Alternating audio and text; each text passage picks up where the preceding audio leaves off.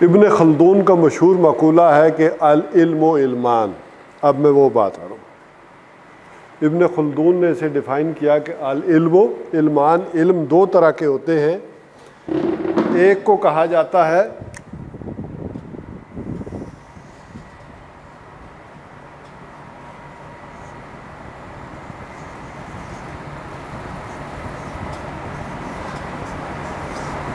علم الابدان، اور ایک کو کہا جائے گا علم الادیان. علم دو طرح کے ہوتے ہیں، ایک ہے علم الابدان اور ایک ہے علم الادیان.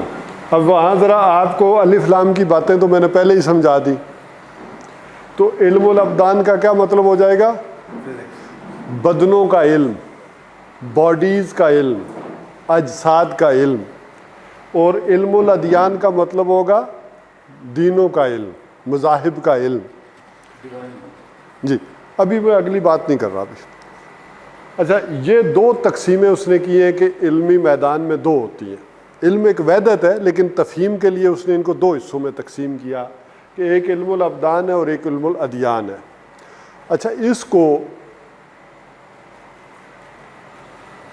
جیسے یہ میں نے کہا ڈیفائن کیا اس کو ابن خلدون نے، شاہ اسماعیل نے اسے اور طریقے سے ڈیفائن کیا. ان کی جو مشہور کتاب ہے ابکات، ابکا مینس چیپٹر، اس کا جو پہلا ابکا ہے، دوسرا ابکا ہے، تو اس میں انہوں نے یہ ڈیفائن کیا کہ علم تین طرح کے ہوتے ہیں. ٹھیک ہے کہ نہیں؟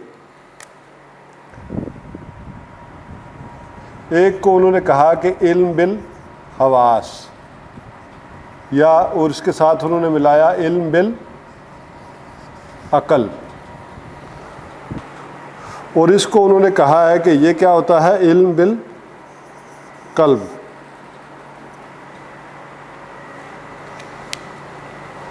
علم بالحواس کیا ہے؟ سینسز کا علم، حواس خمسہ کا علم، آپ کو دیکھ کر، سن کر، چکھ کر جو علم حاصل ہو رہا ہے. اور جب وہ علم آپ کو دیکھ کر حاصل ہوتا ہے تو اسے کیا کرتی ہے؟ عقل ایک پروسیس کرتی ہے. اس لیے انہوں نے اس کے تین حصے کر دیے اسی چیز کو، علم الابدان کے. اور یہ علم بالقلب، یہ شاہ اسماعیل شہید. بلکہ اگر میں اس کو یوں لکھ دوں آپ کی آسانی کے لیے،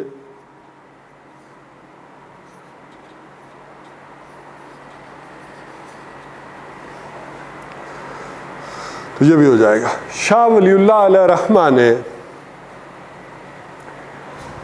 ازرو قرآن اس کو کہا علم الاسماء، اور اس کو کہا علم الہدا. علم الاسماء وہ سورہ بقرہ کے چوتھے رکوع سے لیتے ہیں، وَعَلَّمَ آدَمَ الْأَسْمَاءَ كُلَّهَا، اور اسی رکوع کے آخر میں ہے فَإِمَّا يَأْتِيَنَّكُم مِّنِّي هُدًى فَمَن تَبِعَ هُدَايَ فَلَا خَوْفٌ عَلَيْهِمْ وَلَا هُمْ يَحْزَنُونَ. اللہ تعالیٰ نے جب آدم کو پیدا کیا تو اس وقت کہا کہ میں اسے کیا دے رہا ہوں؟ جو فرشتوں کا اعتراض تھا، اس اعتراض کو جو رفع کیا ہے وہ کس بنیاد پر؟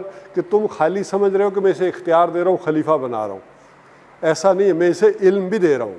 وَعَلَّمَ آدَمَ الْأَسْمَاءَ كُلَّهَا، اور آدم کو سکھائے کل کے کل نام، اسماء کا علم دیا. ابھی میں 2 منٹ یہ ڈیفائن نہیں کروں گا کہ وہ علم الاسماء کیا ہے. اور کہا اس رکوع کے آخر میں فَإِمَّا يَأْتِيَنَّكُم مِّنِّي هُدًى، پھر جب کبھی بھی میری جانب سے ہدایت آئے، فَمَن تَبِعَ هُدَايَ فَلَا خَوْفٌ عَلَيْهِمْ وَلَا هُمْ يَحْزَنُونَ. تو ان انسانوں میں سے جس کسی نے بھی اس علم ہدایت کی پیروی کی، اس کے لیے کوئی خوف اور کوئی غم نہیں ہے. اچھا، اسی کو بلکہ میں لکھ دوں نا تو ذرا یہ ہو جائے گا کہ اچھا، مولانا تقی عثمانی صاحب نے بھی تقریباً ان کو اسی طرح ڈیفائن کیا ہے آج کے دور میں. ان کی جو کتاب ہے علوم القرآن. اچھا، عام سادہ انداز میں ہم اسے کہیں گے علم الدنیا، دنیا کا علم، یا یہ لفظ اگر ثقیل لگ رہا ہے تو دنیا کا علم لکھ لیتا ہوں میں. اور اس کو علم الوحی یا یہ کہیں گے. اسی کو میں آپ کی اب زبان میں لاتا ہوں. یہ تو میں نے اہل علم کی زبانیں استعمال کی ہے، ٹھیک ہے کہ نہیں؟ آپ لوگ اسے کہیں گے ایکوائرڈ نالج.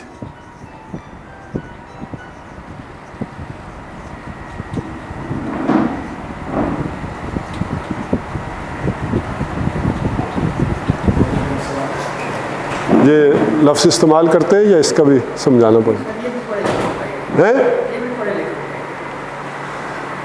میں پڑھے لکھوں سے مخاطب. اور اس کو کہتے ہیں ریویلڈ نالج.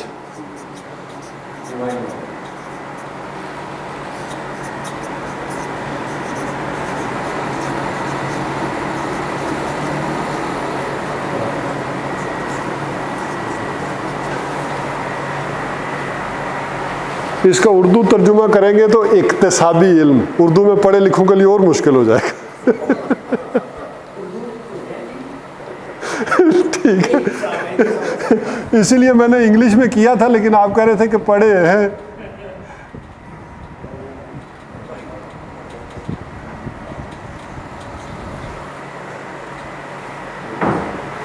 اور اس کو کروں گا تو یہ بھی اور مشکل ہو جائے گا. وہبی علم، ٹھیک ہے، تو اردو زیادہ مشکل ہو جائے گی.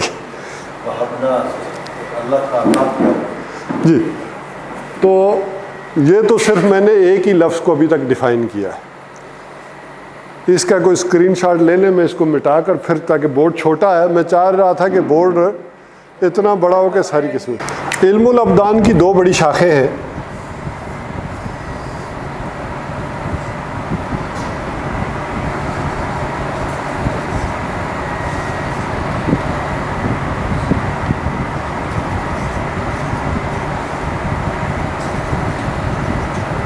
فزیکل سائنسز،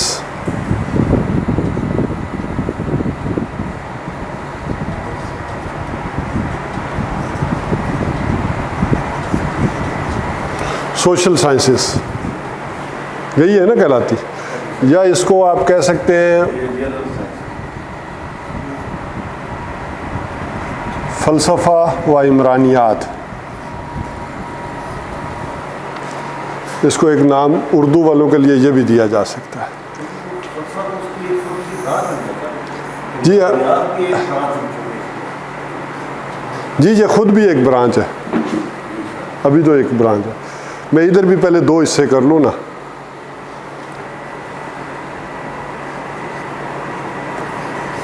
وہی محفوظ اور وہی غیر محفوظ.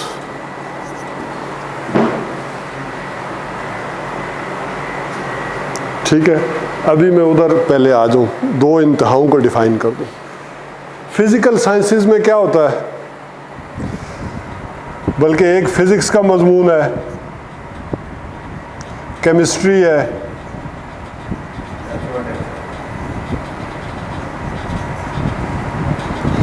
ریاضی ہے، میتھ ہے، یعنی جو بھی ہے. فزکس کو طبیعیات کہیں گے، وہ کیمسٹری جو بھی، کیمیا.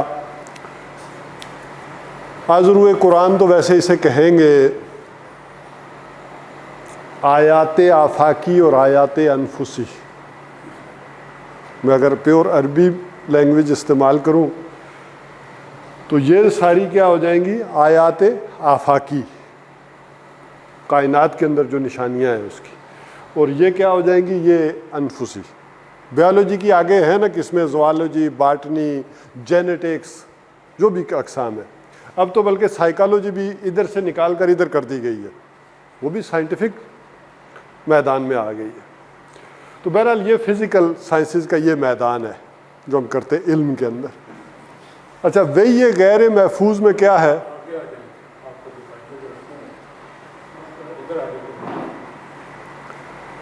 یہ پہلے میں اگر لفظ نکلے گا تو اللہ تعالیٰ کی وہ آیت پوری ہو جائے گی سر. سنوریہم فی الآیاتنا فی آفاقہم وانفسہم حتی یتبین انہم الحق. ابھی تو مجھے آپ کو صرف کنسپٹ دینے ہیں, ٹھیک ہے.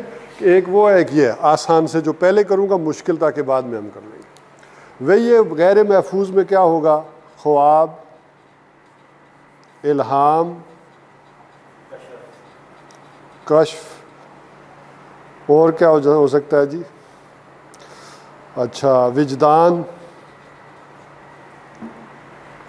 Extra sensory perception.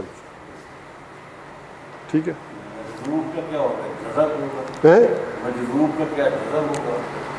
نہیں, مجذوب اور شے, تحدیث,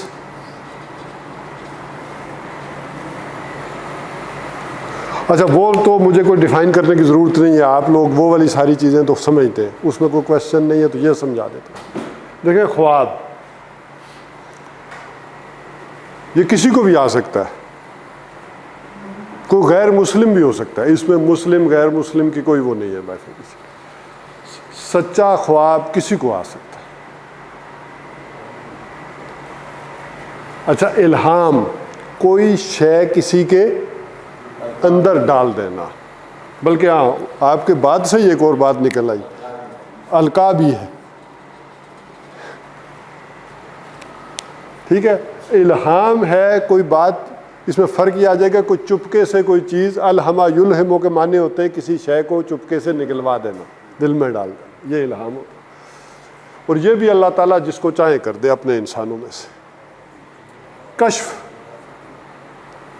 اچھا میں چاہ رہا ہوں کہ ان چیزوں سے بعض اوقات الرجی بھی ہو جاتی ہے, لیکن ان کا صحیح جگہ پہ رکھیں, ان کو نہ نفی کریں اور نہ جو ہے وہ بہت سمجھیں, بلکہ ان کو ان کی مقام کے اوپر رکھیں.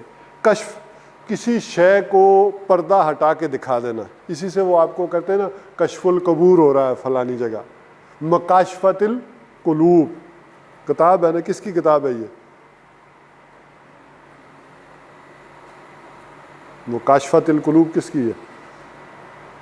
یہ غالباً ان کی شیخ عبد القادر جیلانی علیہ رحمہ کی, غالباً, مجھے بھی اس وقت صحیح یاد نہیں آ رہا. کشف المعجوب ان کی ہے, علی حجویری کی. کشف, اچھا اس کو اگر میں اس حضرت عمر رضی اللہ تعالیٰ عنہ کے ذریعے سمجھاؤں تو آسان ہو جائے گا کہ آپ منبر پر بیٹھے ہیں اور جمعے کا خطبہ دیتے دیتے آپ کیا کریں, ساریہ یا ساریہ الی الجبل, پہاڑ کی طرف ہو جاؤ, پہاڑ کو اپنے پیچھے لے لو. اب لوگ پریشان ہیں کہ حضرت عمر رضی اللہ تعالیٰ عنہ کو کیا ہو گیا, یہ جمعہ پڑھاتے پڑھاتے انہوں نے کیا بات کر دی. بعد میں حضرت ساریہ نے بتایا کہ مجھے وہ آواز جنگ میں, میدان جنگ میں ایسے آئی جیسے میرے کان میں انہوں نے کہا ہو, اور میں نے اس کے مطابق اپنے لشکر کی پوزیشن چینج کی اور بچ گیا. تو یہ اللہ تعالیٰ کوئی نقشہ سامنے دکھا دے, کیا ہے اس میں مسئلہ ہے. وجدان, یہ جیسے میں نے کہا کہ ایک آدمی کو جسے چھٹی حص کہتے ہیں, اب کوئی ثبوت نہیں ہے, کوئی شے نہیں ہے, لیکن میری چھٹی حص کہہ رہی ہے کوئی گڑبڑ, کوئی مسئلہ غلط ہو گیا. تحدیث, ایک ہوتا ہے محدث اور ایک ہوتا ہے محدث, دال کے زبر کے ساتھ. دونوں میں فرق کیا ہے؟ محدث دال کے زیر کے ساتھ, حدیثیں لکھنے والا, امام بخاری ہے, امام مسلم ہے, ترمذی ہے, ابو داؤد, یہ محدث ہے. محدث جس کو حضور صلی اللہ علیہ وسلم نے فرمایا کہ ہر نبی کا کوئی نہ کوئی محدث ہوتا ہے, اور میری امت کے محدث حضرت عمر رضی اللہ عنہ. کیا مطلب؟ کہ اللہ نے جب کوئی بات کہنی ہوتی ہے تو ان کی منہ سے نکلوا دیتا. مشورے کی یہی برکت ہے نا, جب آپ مشورہ کرتے ہیں تو اللہ تعالیٰ وہ جو لوگ بیٹھے ہوتے ہیں ان میں سے کسی کے منہ میں بات ڈال دیتے ہیں. تو حضور فرماتے ہیں کہ اللہ تعالیٰ نے جب کوئی فیصلہ کروانا ہوتا ہے تو وہ عمر کے منہ میں وہ بات ڈال دیتا ہے, عمر کے منہ سے وہ بات نکلوا دیتا ہے. تو میری عمر کے امت کے یہ محدث ہیں. یہ بات القاء بھی یہی ہے کہ کوئی شے ڈال دینا, کسی کے ذریعے ڈال دینا, کسی انداز میں ان دونوں میں فرق یہ ہے کہ یہ تو پتہ بھی نہیں چلتا آدمی کو کہ کیوں آ، کس وجہ سے ہوا، کیسے ہو گیا، اس کا ذرا اندازہ ہو جاتا ہے کہ آپ کی بات ہو سکتا ہے میرے دل میں ڈل جائے۔ جیسے استخارہ کرتے ہیں تو اللہ تعالیٰ القاء کر دیتا ہے، یہ بھی ہے۔ یوں کر دو۔ ہاں، اب اس میں اور اس میں فرق کیا ہے؟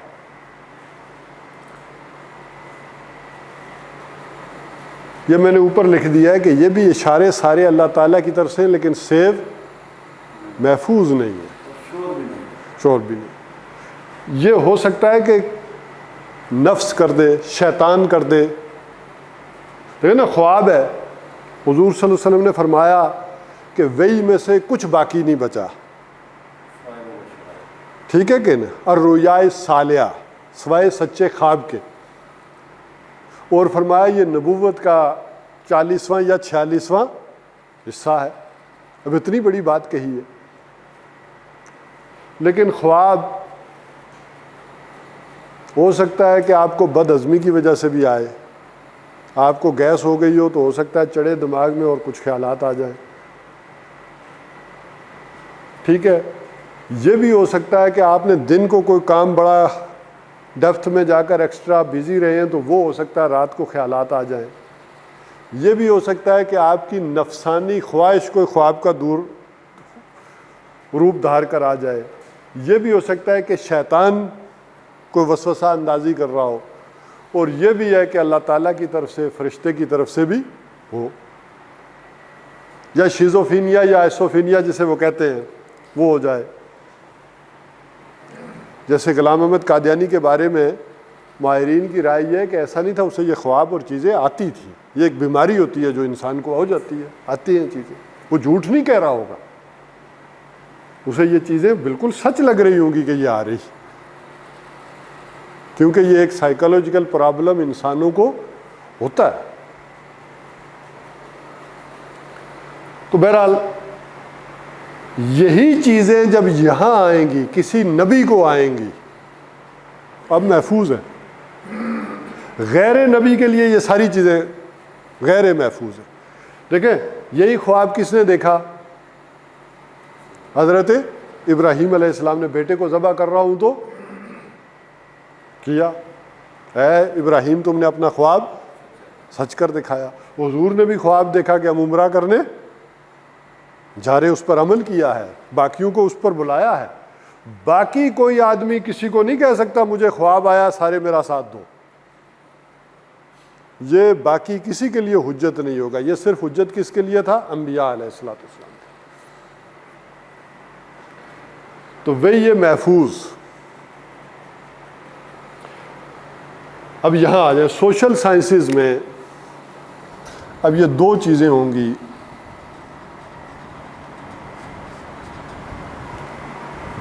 جیسے میں نے کہا ایک ہے عمرانیات۔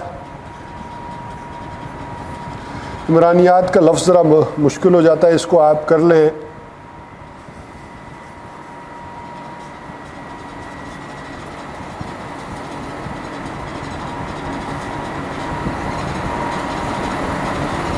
یہ سمجھ آئی بات؟ پولیٹیکو سوشو اکنامک سسٹم، عام طور پر اصطلاحاً ایسے لکھا جاتا ہے، پولیٹیکو سوشو اکنامک سسٹم، جسے کہیں گے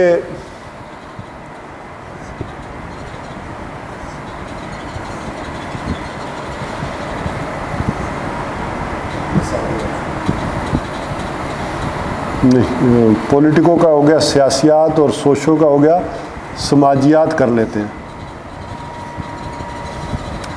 اور معاشیات۔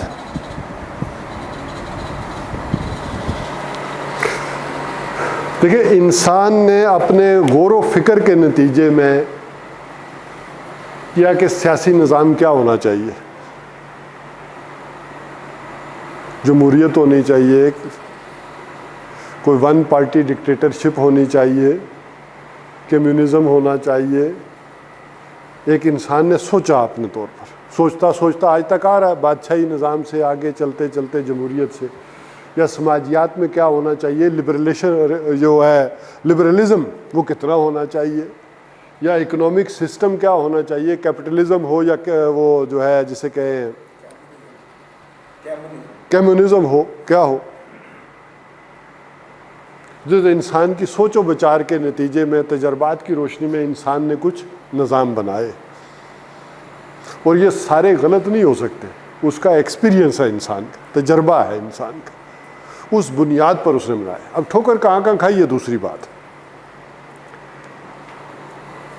اب وہ جو آپ الفاظ استعمال کر رہے تھے پہلے کہ کون سا، وہ اقتصادیات تو آ گیا نا معاشیات میں، میٹا فزکس،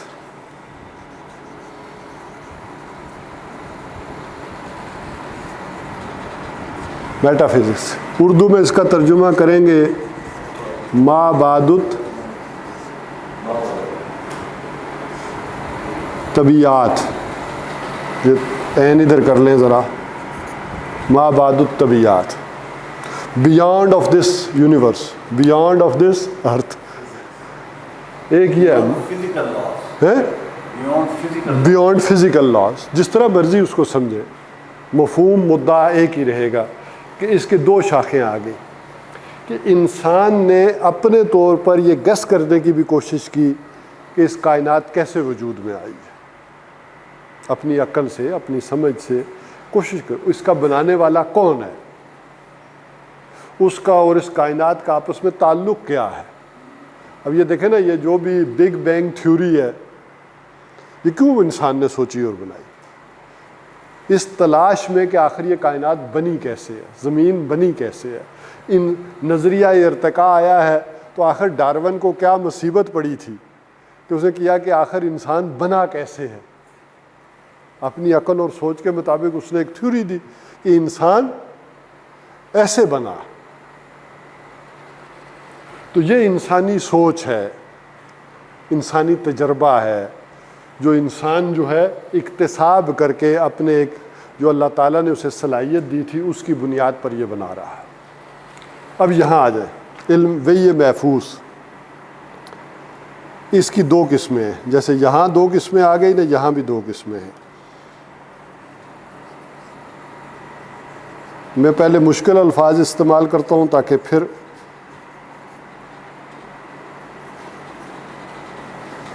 مطلوع تلاوت سے، وہی یہ مطلوع، وہ وہی جس کی تلاوت کی جاتی ہے، تو کیا مراد ہوئی؟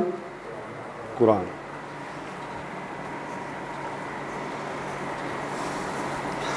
اور یہ گویا ہو گئی سنت، یہ حدیث ہو گئی۔ اس سائڈ پہ آ جائیں شعیب، تو یہ سنت، حدیث بھی کہہ سکتے ہیں، میں چونکہ آگے کمبائن کرنا ہے اس کو، ان دونوں کا مجموعہ کیا ہوگا؟ علم دین، غازی علم الدین نہیں، علم دین، ان دونوں سے مل کر بنتا ہے نا علم دین، قرآن اور سنت، یا قرآن اور حدیث ذرا گریٹر سینس میں کہہ لیں، یہ آگے بات۔ علم دین میں دو چیزیں آ جائیں گی،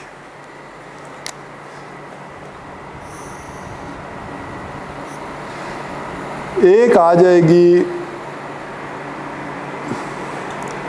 جسے ہم کہتے ہیں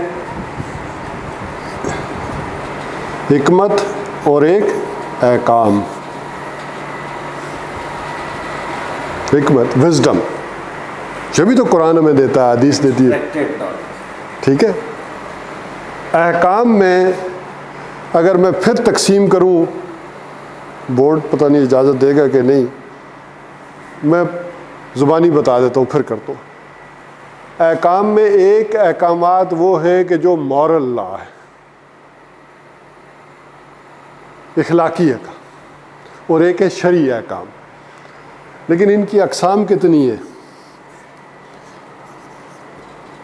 ایک ہے انفرادی اور ایک ہے اجتماعی۔ اب وہ ہم تقسیم کرتے ہیں نا، تو پھر اخلاقی کی بھی دو قسمیں ہوتی ہیں، اجتماعی کی بھی دو قسمیں ہوتی ہیں، تو میں نے ذرا اس کو ذرا شارٹ کرنا چاہا ہے کہ ایک انفرادی احکام ہے اور ایک اجتماعی احکام ہے۔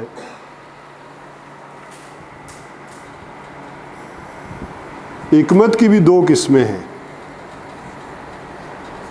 حکمت اصولی یا اس کو ایمانی بھی کہہ سکتے ہیں، اور یہ حکمت احکام.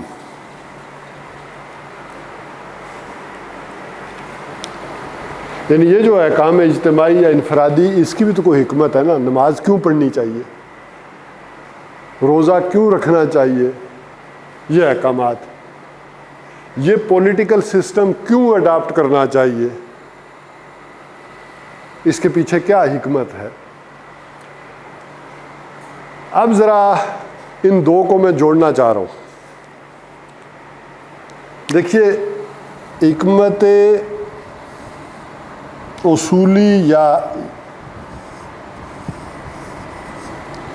یہ دو اصل میں ایک ہیں، اور یہ جو اجتماعی احکام ہے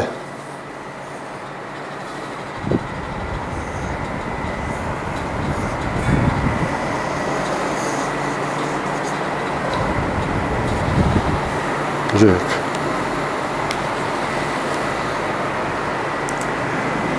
انسان نے اپنی سوچ و بچار اور تجربے کی بنیاد پر ان کو ڈیفائن کیا، اور ادھر یہ کس طرف سے آئے؟ اللہ کی طرف سے. کہ تمہارے پولیٹیکل سسٹم کے، اکنامک سسٹم کے، تمہارے سوشل سسٹم کے یہ بنیادی اصول ہیں، ان سے باہر نہیں جانا.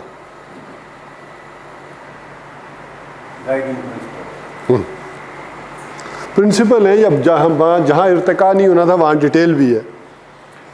اور یہ انسان نے جو سوچا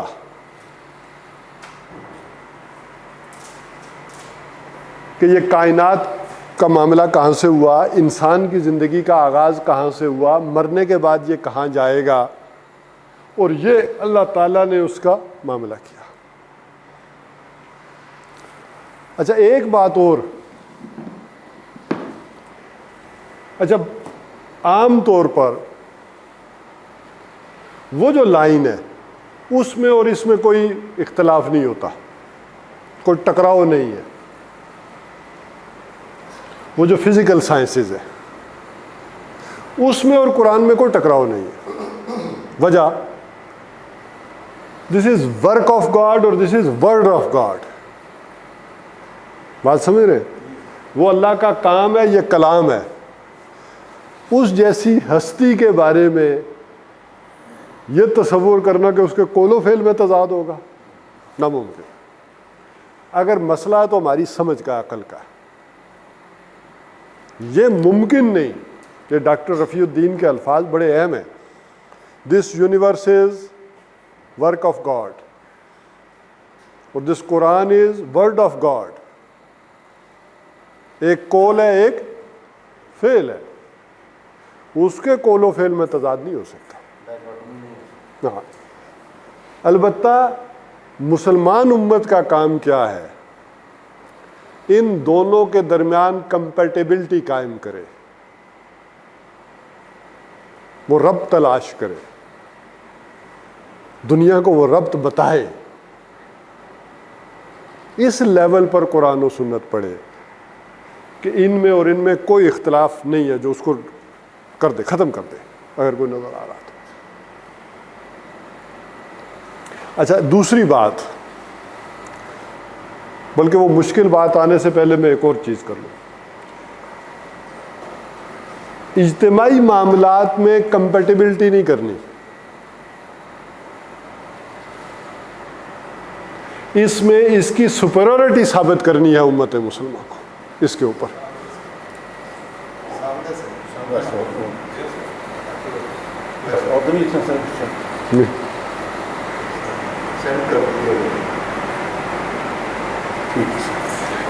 اجتماعی معاملات میں انسان نے یا امت مسلمہ نے ان احکامات کی ان کے اوپر سپیریورٹی ثابت کرنی ہے آج کے دور کا. یہ بالکل بیسک چیز ہے، میں نے پڑھائی ہے. اب اس کے اوپر آج کے مسائل اور دوسری چیزیں ڈسکس کریں گے اور سمجھیں گے. اچھا، ایک اور آپ نے فتویٰ نہیں لگانا، میں ایک اور چیز بھی سمجھا دوں. اے بندہ ہے،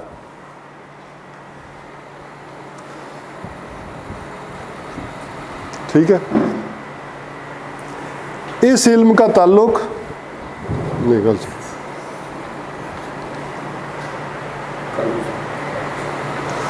اور اس علم کا تعلق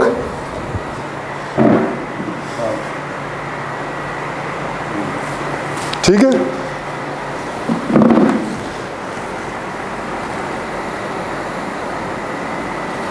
اب ان دونوں کا رشتہ کیا ہے؟ انسانی فطرت اور عقل، ان کا آپس میں کوئی تعلق تو ہے نا. فطرت یہاں ہے،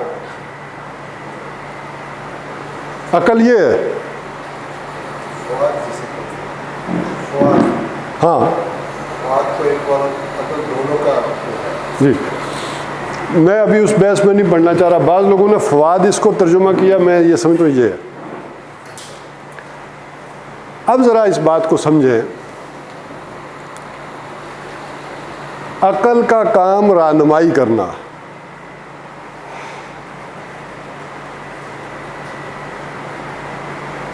اب پچھلے لیکچر کی طرف آ جائیں، کچھ چند باتوں کی طرف تو میں آپ کو یاد کراؤں کہ یہ سمبل بنا ہے علی گڑھ کا، اور یہ سمبل بنا ہے دیوبند بھی. ایز اے سمبل کہہ رہا ہوں، یعنی دینی علوم یا مدرسہ یا درسگاہ، یہ اس کا سمبل بن گیا، یہ اس کا سمبل بن گیا. یہ دو دھارے الگ ہو گئے، جس کو میں نے کہا تھا مرج البحرین یلتقیان برزخہما لا یبغیان. دو دریا ہیں جو چل رہے ہیں اور دونوں کے مابین پردہ ہے. ان دونوں کے نظام ہائے تعلیم اپنے اپنے کریکولم، اپنا اپنا نصاب، اس سے پاس ہونے والے مسٹر اور اس سے پاس ہونے والے ملا. اس کا پروڈکٹ قومی تحریکیں، مسلم لیگ وغیرہ اور پاکستان، اس کا پروڈکٹ تبلیغی جماعت اور باقی مذہبی تحریکیں اور بھی جتنی چلیں، ان کا پروڈکٹ افغانستان. یہ صرف سمجھانے کو ابھی بتا رہا ہوں تاکہ بالکل ذہن کلیئر ہو کہ کدھر جا رہے ہیں. تو میں کہہ رہا تھا کہ کوئی بھی کام آپ امت مسلمہ میں کرنا چاہیں، پاکستان میں کرنا چاہیں، تو قوم دو حصوں میں تقسیم ہے. کیا آپ دنیا میں کوئی اچیومنٹ کر سکتے ہیں، کوئی ہم ترقی کر سکتے ہیں، جب تک یہ دونوں دھارے قریب نہ ہو. اب جیسے انہوں نے بات کی، ایک عقل ہے اور ایک، اس کو ویسے علم الادیان کو نقل بھی کہتے ہیں. جب ادبی زبان میں آپ جائیں گے نا تو یہ کہیں گے نقلی علوم. نقلی سے مراد وہ والے نہیں ہیں. نقل جو کسی انسان نے نہیں لکھے، نقل در نقل ہوتے آئے، اس لیے انہیں علوم نقلیہ بھی کہا جاتا ہے. نہ یہ وہ نقل ہے جو امتحان میں مارتے ہیں. ٹھیک ہے، یہ نقل. تو عقل اور نقل، اس دو کے مابین یہ گویا کہ کشمکش ہمیشہ سے رہی ہے انسانی زندگی میں، اور ان کے درمیان ایک توازن تلاش کرنے کی کوشش کی جاتی رہی ہے. جب گورے نہیں تھے تب بھی. مثلا جب اس میدان میں امام ابو حنیفہ تھے تو وہ جب یہ عقلی ربط تلاش کرتے تھے تو ان پر الزام کیا لگتا تھا؟ یہ عقل پرست ہے، عقلی چیزوں کو کرتے ہیں. اب چاہے ہمارے سائنسی علوم میں اور چاہے دینی علوم میں جب جمود ہو گیا دونوں طرف، تو یہ بھی الزام لگا رہے ہیں کہ یہ سارے عقل پرست. حالانکہ جس مکتبہ فکر کو وہ لے کر چل رہے ہیں ان پر یہ خود الزام تھا کہ یہ عقل پرست ہے. اچھا، اس کو یوں بھی سمجھ لیں کہ جنہوں نے یہ کہا کہ اچھا ایک اس کا یہ انتہا یہ ہو سکتی ہے کہ عقل فضول چیز ہے، چھوڑے اس کو، جیسا کہ اس وقت خوارج نے کیا، اہل ظاہر نے کیا کہ عقل کو چھوڑ دیں، فضول چیز ہے. اچھا ادھر سے معتزلہ وغیرہ نے کیا، اس کے بغیر نہیں ہوتا کام.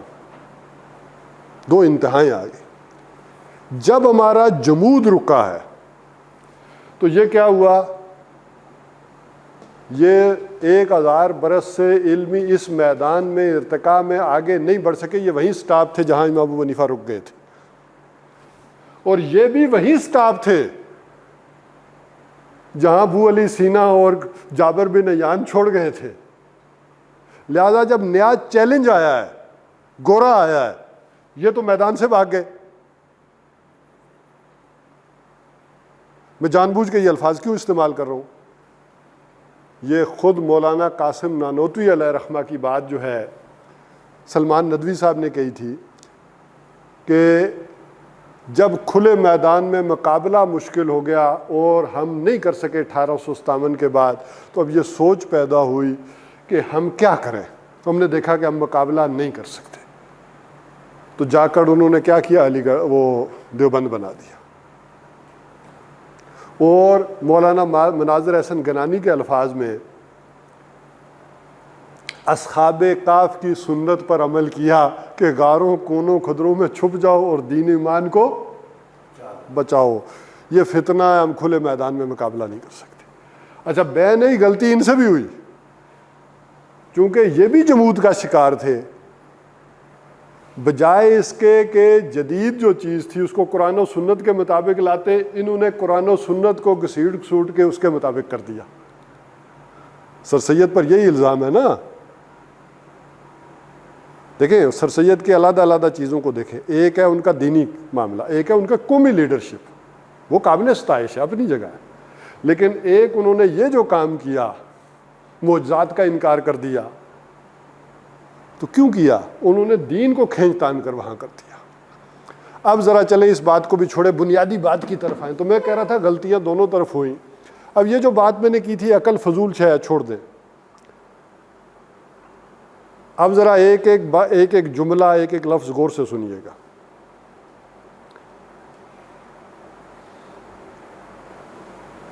یہ جو عقل ہے یہ بھی کس نے دی؟ پہلی بات تو اللہ نے دی.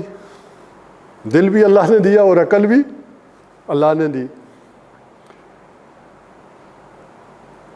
اصلاً یہ ضرورت جو پڑتی ہے جس میدان میں, اس کو سمجھیں کہ یہ خاص کر اگر جن لوگوں کو ہمت اور توفیق ہو تو ڈاکٹر رفیع الدین کا جو مقالہ ہے نا, اسلامی تحقیق کا مدعا و مفہوم, اس کا مطالعہ کریں. مشکل کتاب ہے.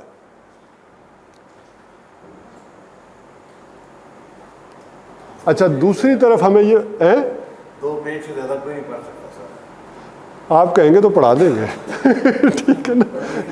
دیکھیں, لیکن ان لوگوں نے زندگیاں کھپائی ہیں اس چیز میں. اچھا, ان کا کہنا یہ ہے کہ بہرحال خدا کو ماننا یہ بھی تو عقل کے ذریعے آیا نا, کہ یہ اللہ کا کلام ہے. یہ کس نے بتایا؟ یہ عقل سمجھاتی ہے نا کہ یہ اللہ کا کلام ہے, اور عقل ہی رہنمائی کرتی ہے کہ یہ جھوٹا نبی ہے اور یہ سچا نبی ہے. اگرچہ یہ کلام الہی ہے, لیکن اس کے الفاظ کو, مفہوم کو ہمارا ذہن ایک مشاہدہ جو ہے وہ پہناتا ہے. مثلا کتاب کا مطلب کیا ہے؟ ذالک الکتاب ہو تو کتاب کا مطلب کیا ہے؟ وہ یہ عقل سمجھاتی ہے کہ کتاب کس کو کہتے ہیں, اور اپنے مشاہدے اور تجربے کی بنیاد پر سمجھاتی ہے. تو قرآن حکیم کے بھی جو وحی الہی کے بھی الفاظ ہیں, ان کی توجیہ بھی عقل کرتی ہے تو بات سمجھ میں آتی ہے. اس کے بغیر نہ ایمان پیدا ہوتا ہے نہ عمل پیدا ہوتا ہے. ایک ڈارمنٹ ایمان ہوگا, ڈاگما ہوگا, وہ ایمان جو گہرائی میں اترے اور عمل بن جائے انسان کا, وہ ایمان بہرحال عقل کے راستے سے اترتا ہے. اس کی میں ایک مثال دے دیتا ہوں آپ کو. حضرت ابراہیم علیہ السلام نے اللہ سے کہا کیف تحیی اللہ الموتى, کیسے زندہ کرے گا مردہ کو؟ اولم تؤمن, اللہ نے کیا کہا, کیا تو ایمان نہیں رکھتا؟ تو انہوں نے کہا ایمان تو ہے، تسلی کے لیے. اب یہ بھی کون کہہ رہا ہے؟ ایک نبی کی ذات کہہ رہی ہے.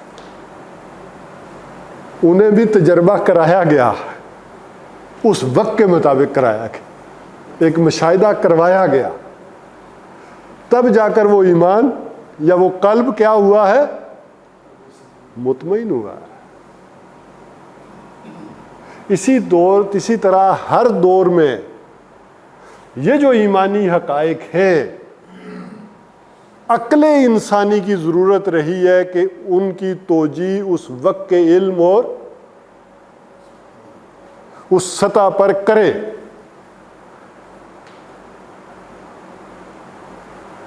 یہ ہر دور کی ضرورت رہی، اور جب تک یہ ضرورت پوری نہ ہو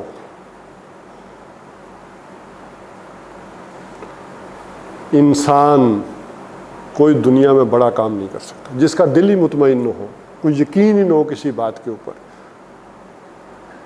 ٹھیک ہے، ایک وراثت میں آپ مسلمان ہیں، میں بھی مسلمان ہوں، نماز پڑھنے جا رہے ہیں، آ رہے ہیں، روزہ رکھ رہے ہیں، کر رہے ہیں، ٹھیک ہے، ایک چیزیں ہیں.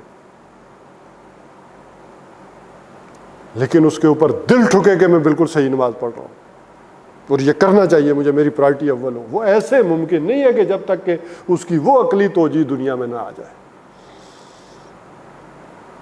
جس پر پیچھے 1000 برس سے کوئی کام نہیں ہوا. اور اگر کسی نے کیا بھی تو وہ علامہ اقبال نے چھوٹا سا آپ کہہ لیں، جس کو خود اقبال نے کہا ہے کہ یہ آئندہ دنیا کے لیے ایک پریمیئر ہوگا، ایک قاعدہ ہے جو میں نے لکھا ہے، ریکنسٹرکشن. لیکن وہ قاعدہ بھی دانتوں میں پسینہ آ جائے پڑھتے ہوئے.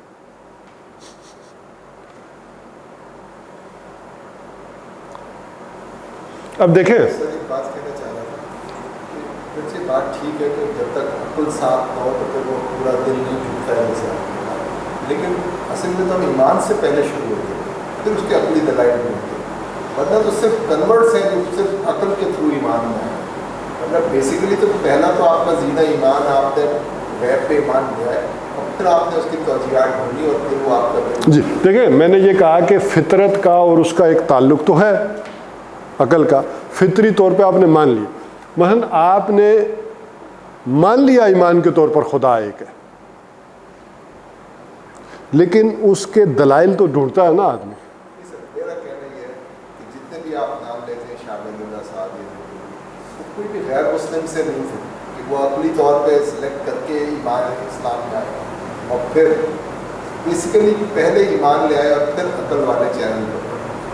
میرا اور ایمان کا کنورٹ میں جو صحیح کے ساتھ ایک بات اور بھی ہے کہ وہاں پر ہم کو جو ہے نا سلیکٹ اور معراج پہ گئے تو ہم کو یہ چیز اس لیے دکھائی گئی تھی کہ ان سے جو چیز جو ٹاسک ان کو دیا ہوا تھا اس کی کمپلیشن کو اتنے ٹائم فریم میں کرنے کے لیے وہ اتنے زیادہ اسٹرینتھ کی ضرورت ہے. لیکن عام انسان کے لیے بھی آپ جب تک یہ جو آپ اسے یوز کر رہے ہیں، جو بھی کرتے ہیں، اس چیز کو جب اپلائی کرتے ہیں فزکس کا، تو اونلی دین یو آپ مرتبات آپ کے بند ہوتے ہیں. اگر آپ صرف یہ کریں اور اس پہ غور ہی نہ کریں آپ ادھر ہی رہیں گے، یا آپ صرف وہ کریں اس پہ غور ہی نہ کریں آپ. اب ذرا اس کی طرف جائیں نا جو بات انہوں نے کی ہے. اللہ تعالیٰ نے اپنے انبیاء کو وہ سارے مشاہدات کروائے. قرآن میں آگیا نا کہ ہم نے ابراہیم کو ملکوت السماوات والارض دکھایا سارا کچھ، حضور کو بھی جیسے دکھایا سارا کچھ، ٹھیک ہے، جنت دوزخ ساری چیزیں دکھائی، وہ مشاہدات بالفعل کرائے، دوزخ میں جلتے ہوئے بندے دکھائے. اب وہ ذرا آپ وہ دوسرے کوشچن کریں گے تو وہ ایک لمبا کام ہو جائے گا. بھئی ابھی حساب کتاب ہی نہیں ہوا، قیامت نہیں ہوا، دوزخ میں کون جل رہا تھا، ہے نا. لیکن وہ عالم امثال تھا جو بالکل بالفعل ان کو دکھایا گیا کہ یہ ہوتا ہے. یہ ایسے ہی باتیں نہیں کہہ دی گئی ہیں، ان کے مشاہدات کروائے گئے. انسانی عقل، اس کو میں عرض کر رہا تھا، انسانی عقل وہاں تک پہنچی کہ ارتقاء ہوتا ہے. ڈارون نے لکھی نا کہ نہیں ایک تھیوری ارتقاء انسانی پر. جب اس نے لکھ دیے تو اس نے دنیا کے اوپر کیا کیا اثر ڈالا ہے، اس کے ادب پر. فرینچ جو لٹریچر تشکیل پایا، وہاں ڈرامے اور فلمیں بنی، اور اس کے زیر اثر دنیا نے آپ کہہ لیں جو تاثر لیا ہے، ایک تو یہ تھا کہ آپ کہتے ہیں ہوتا ہی نہیں ارتقاء،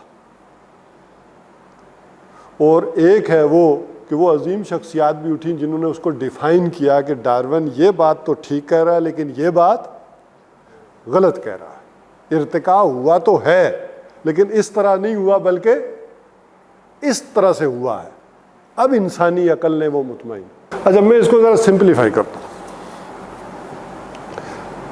میں بچہ تھا تو میں مسجد میں گیا تو مجھے مولوی صاحب نے کہا کہ جو نماز نہیں پڑھے گا وہ دوزخ میں جائے گا۔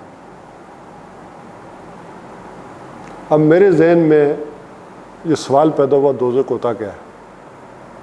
مولوی صاحب نے مجھے کیا بتایا، دوزخ میں جاؤ گے نماز نہ پڑھو گے، تو دوزخ کیا ہوتا ہے؟ میرے لیے تو مسئلہ تھا کہ دوزخ کیا ہوتا ہے جس میں چلیں گے۔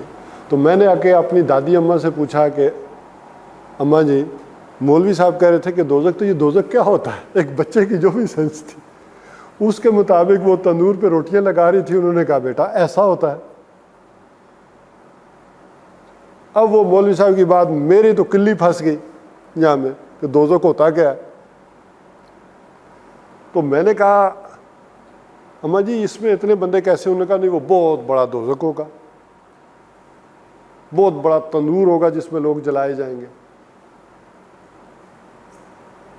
تو میں نے کہا ہم سے تو اس تندور کی لکڑیاں پوری نہیں ہوتی، آپ کہتی ہیں لے کر آؤ چن کے آؤ، اتنے بڑے تندور میں اللہ تعالیٰ آگ کیسے جلائیں گے؟ اب یہ انسانی عقل کا مسئلہ ہے، ذرا سمجھیں اس کو۔ اور یہ بعض اوقات آپ آگ جلاتی ہیں بجھ جاتی ہیں۔ ہمارے ہاں ذرا وہاں پہاڑوں پہ جنگلی زیتون ہوتا ہے جو کہو کا درخت، تو دادی نے بتایا کہ اس میں اللہ تعالیٰ نہ کہو کے درخت جلائیں گے زیتون کے، وہ بڑی سخت آگ ہوتی ہے۔ میں کہا اچھا ٹھیک ہے۔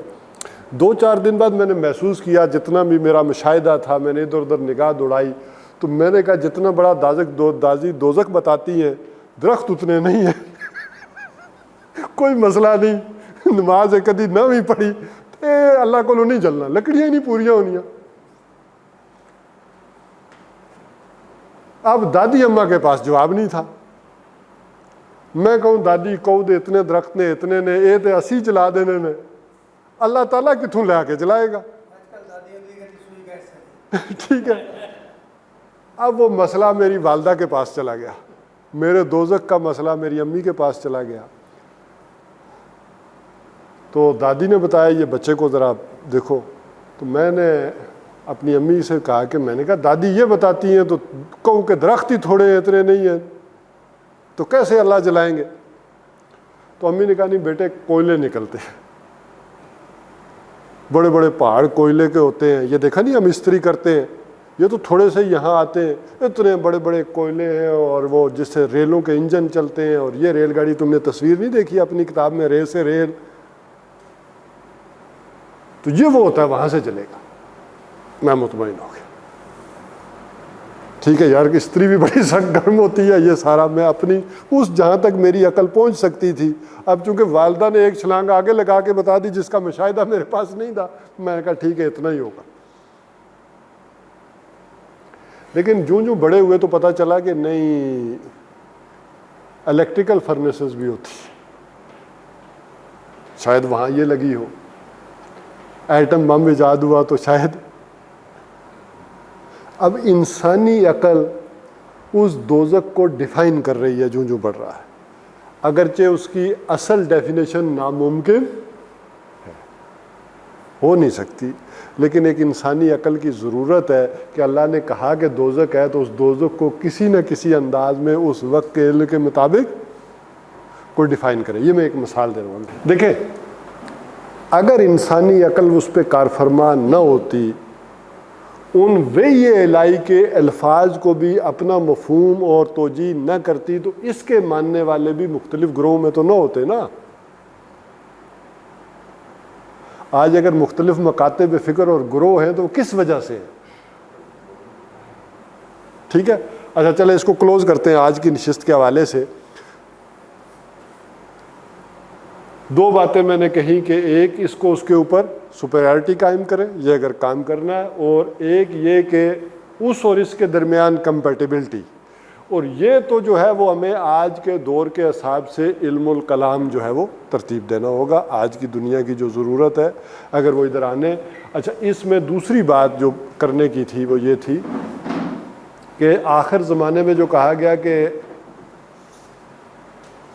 کانا دجال، تو علم اور تہذیب بھی کانی ہو چکی ہے اس وقت. جو اس آنکھ سے دیکھ رہے ہیں، اس علم کے سورسز سے دیکھ رہے ہیں، وہ ادھر توجہ نہیں ہے. جو اس سورسز سے اور دیکھ رہے ہیں وہ ادھر نہیں. آخری بات، خلافت دنیا میں ہم چاہتے ہیں تو خلافت اس علم کی بنیاد پر ملی تھی یا اس علم کی بنیاد پر ملی تھی؟ نہیں، اس کی بنیاد پر ملی تھی. خلافت اس علم کی، اس علم کو اس پہ امپوز کرنے، لاگو کرنے کے لیے خلافت، یہ اس علم کی بنیاد پر امامت ملی ہے. ٹھیک ہے، اس بنیاد پر خلافت ملی ہے. جہاں اللہ تعالیٰ نے خلافت کا ذکر کیا ہے وہ ذکر کیا ہے کہ وہ دے رہا ہوں علم، اس بنیاد. دونوں علم تو بہرحال اللہ نے دیے ہیں نا، ہم نے تقسیم کر دیے ہیں علیحدہ علیحدہ. یہ میں نے بھی تقسیم سمجھانے کے لیے کی.